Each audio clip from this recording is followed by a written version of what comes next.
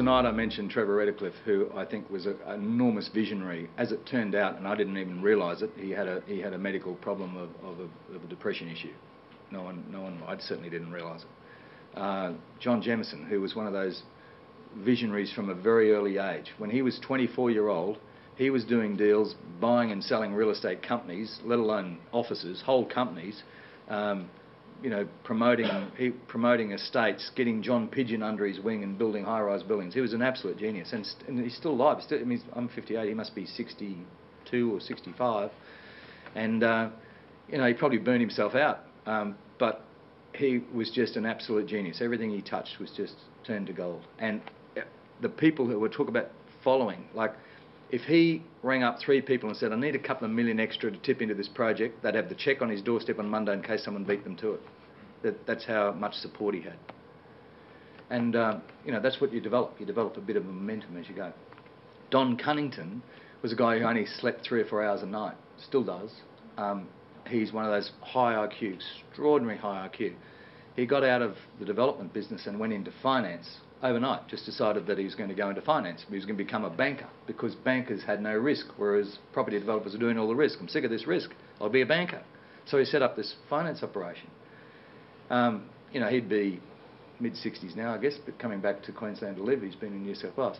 If any one of you sat with Don Cunnington for half an hour, you would learn more than you would at half a dozen lectures here, with due respect to the lecturers, in that he was a man who could rattle off square metre rates, and he would challenge you. He would say, I would say to him, I'm designing this building, building this building for a particular tenant, and we're charging so much rent. He said, you can get more rent out of that, and I thought, oh, here he goes again, he's just trying to beat up the rent. But no, he said, this is how you get more rent. You reduce, you increase the GFA, and then you do this and you do that, and you do something else, without even a flinch in an eyelid.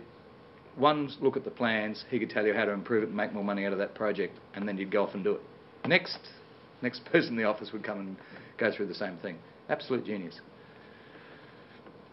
So there you go. There's sort of some of the mentors I've had. But people like John Hazler, who is just one of those staunch Germans of this is how it's going to get done, and that's my way or the highway, and that's how he is, and I love him for it. But that's what he does. If you follow the things he's done, he's left just trails of destruction, of suing governments and things behind him. But he's an extraordinarily successful individual whose father was a railway fiddler.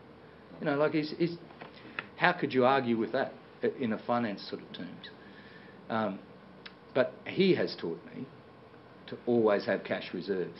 I've never got any cash reserves, but he's always told me, cash reserves, got to have cash reserves. He and I have both been through 3 recessions. And when this recession was coming around, he started telling me, come on, get your cash reserves ready. And I didn't as much as I'd like to. I think we had about $4 million, and without telling him his tales out of school, that lasted 6 months.